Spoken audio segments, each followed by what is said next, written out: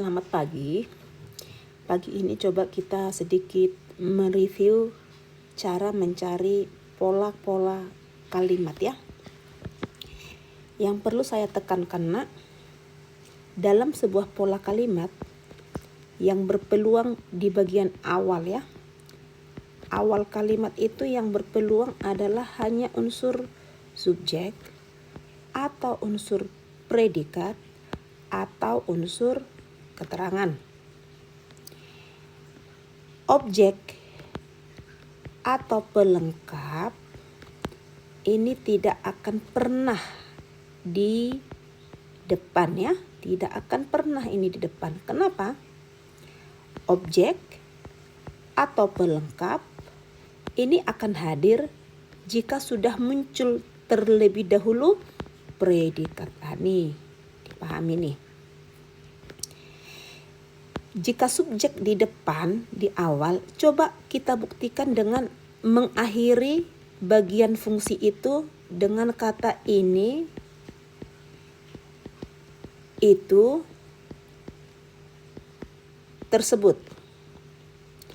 Jika fungsi predikat di bagian depan, bisa kita buktikan dengan cara mengawali kata tidak atau kata bukan di bagian depannya ya. Secara umum, keterangan ini didahului oleh yang namanya preposisi. Apa-apa saja contoh preposisi sudah lengkap di buku modul ya. Nanti dibuka unsur keterangan. Contohnya preposisi itu adalah seperti konjungsi-konjungsi karena, preposisi di, ke, dan seterusnya lah ya, dari, agar, untuk, supaya gitu ya. Coba sedikit kita buktikan dengan kalimat yang di samping ini. Menteri Keuangan Republik Indonesia. Nah, ini coba kira-kira ini kalau kamu baca mulai dari menteri, apakah ini S atau P atau K? Yang pasti bukan keterangan karena tidak diawali oleh preposisi. Oke ya. Kemudian kalau seandainya kamu asumsikan, bisa nggak saya selipkan itu? Di nada mana cocoknya? Menteri Keuangan Republik itu, sampai di sini dia sebagai subjek. Tidak memperkirakan, bisa ya kita selipkan kata tidak ya, tidak memperkirakan, berarti itu sebagai predikat. Tadi ini batas subjek, kita selipkan kata itu, di depannya ini kita selipkan kata tidak ya, berarti artinya terbuktilah ini sebagai S, ini sebagai predikat. Oke ya.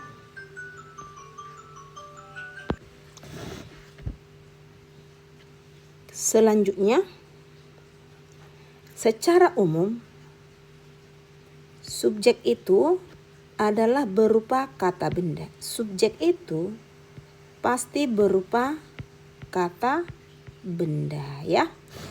Secara umum predikat, secara umum tapi ini ya, yang predikat ini adalah kata kerja. Atau memang sih predikat itu bisa kok kata benda, kata sifat, kata bilangan.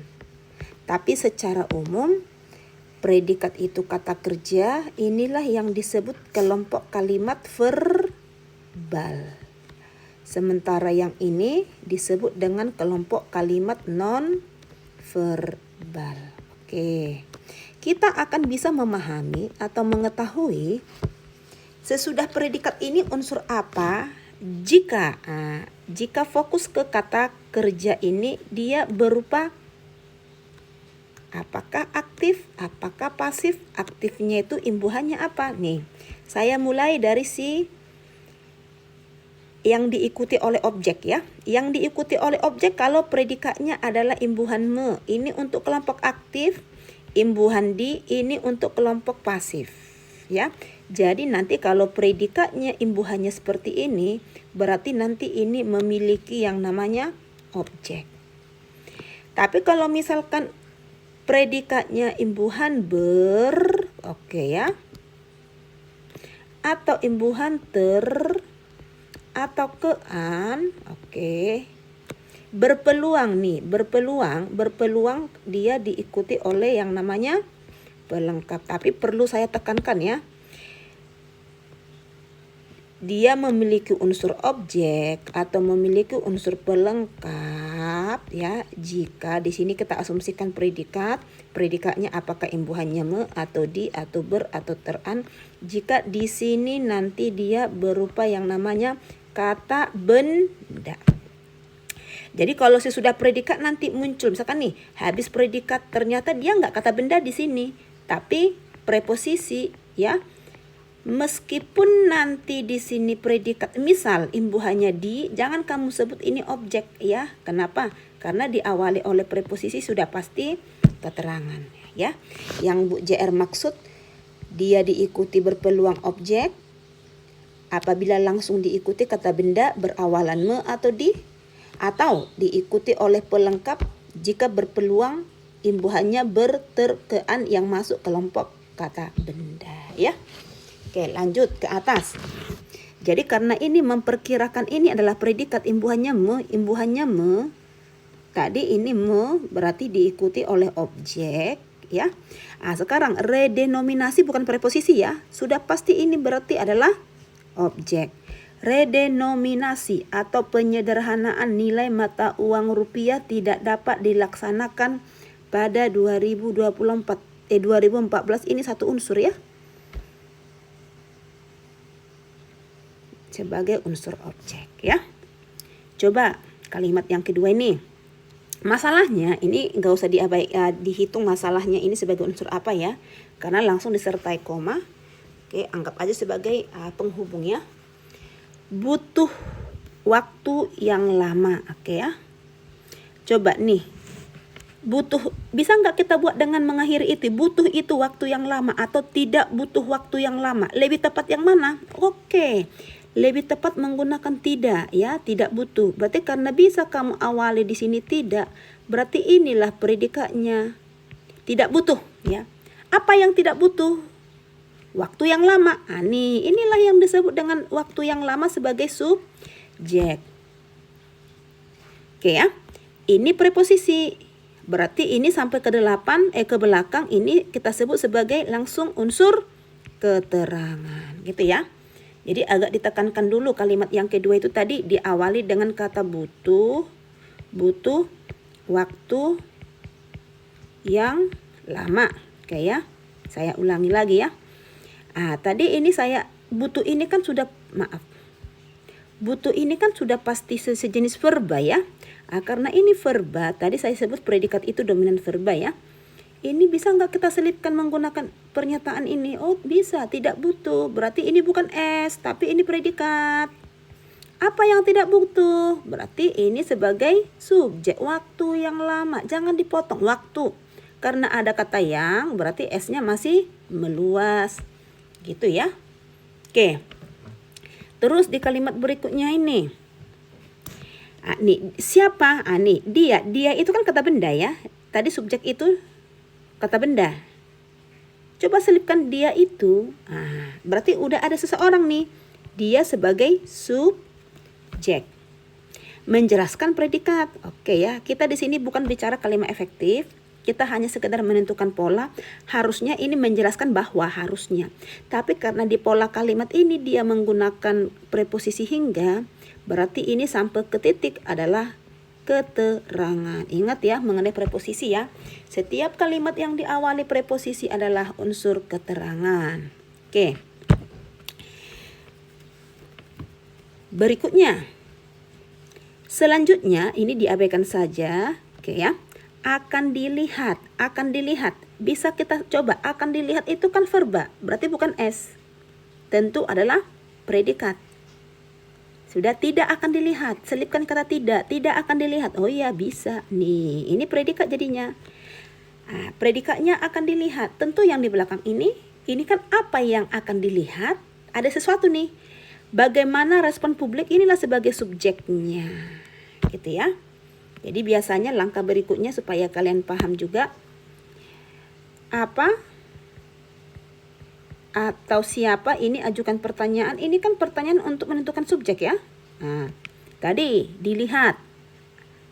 Apa yang akan dilihat? Apa yang akan dilihat? Tentu jawabannya adalah subjek. Berarti bagaimana respon publik itu subjek, ya. Biasanya untuk menjawab predikat, bagaimana, mengapa, ini kita ajukan pertanyaan. Biasanya ini untuk mencari unsur predikat.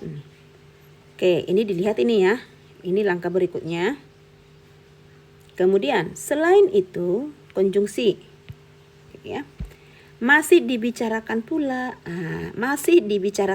verba sebagai predikat masa transisi subjek. Coba paragraf kedua. Staf khusus Presiden bidang ekonomi. Apa atau siapa? Ini siapa? Siapa yang mengatakan bla bla bla bla? Tentu jawaban kita staf khusus Presiden bidang ekonomi. Ini subjek ya. Bagaimana staf khusus ini? Ya, bagaimana atau mengapa?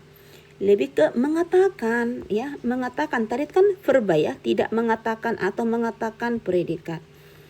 Mengatakan apa? Tentu ini adalah sebagai objek ini. Presiden RI mengingatkan perlunya peningkatan inflasi jika inilah satu unsur yang dia katakan, sehingga unsur O karena predikatnya mengatakan. Nih, yang perlu diperhatikan nih. Ini kan ada yang di awal kalimat nih. Ini kan menjadikan dia noun. Yang perlu diperhatikan ini sebagai subjek. Ini sebagai subjek ya. Yang perlu diperhatikan itu buktikan dengan si S mengakhiri itu. Ini tersebut yang perlu diperhatikan itu adalah ini predikat. Coba ditekankan dulu. Adalah ini ya. Kalau ada nanti kata-kata adalah, ialah, menjadi, merupakan, ini sudah pasti predikat masuk kelompok kawan-kawan yang ini kawan-kawan di sini dia, ya. Dia kategori aktif intransitif, ya. Yang ini semua adalah aktif intransitif, ini pasif intransitif, ini aktif transitif, ini pasif transitif, ya. Oke, kembali ke soal yang di atas. Kalau predikatnya adalah tentu diikuti oleh pelengkap. Jadi ini inflasi akibat dan sampai seterusnya lah ke belakang ini adalah kita buat pelengkap. Intinya, nggak usah dianalisis ya. Intinya, bank sentral subjek apa? Bank sentral bagaimana? Akan merilis. Berarti kan predikat. Apa yang dirilis? Uang baru. Ini objek ya. Tetapi ketiga nolnya dihilangkan. Ini sebenarnya masih ada ya.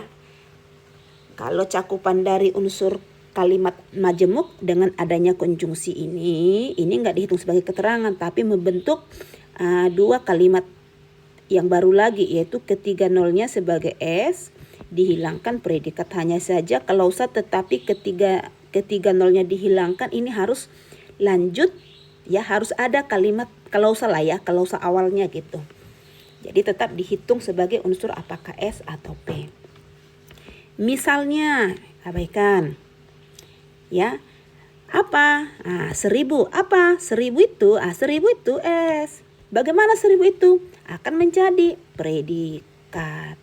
Kalau predikatnya tadi menjadi adalah ialah merupakan, diikuti oleh pelengkap.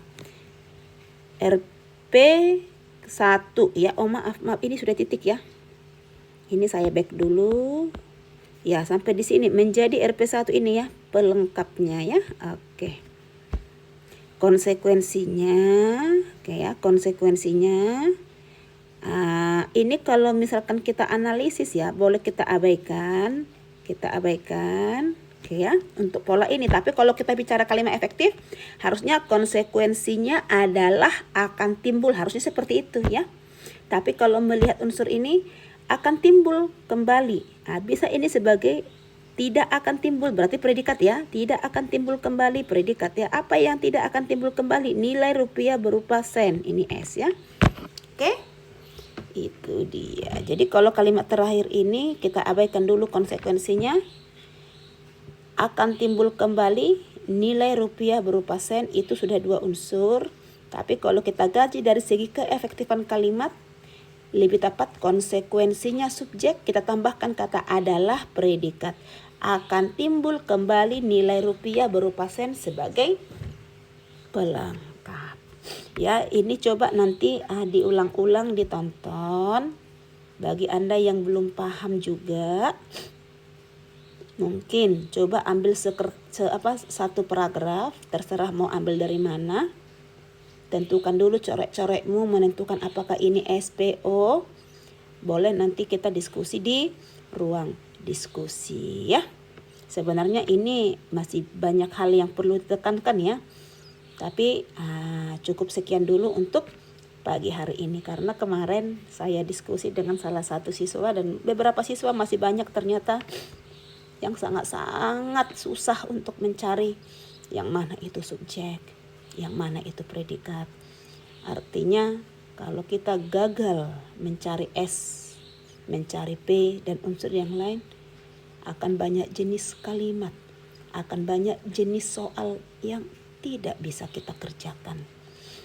Jadi tolong nak, benar-benar paham betul cara mencari SPOK.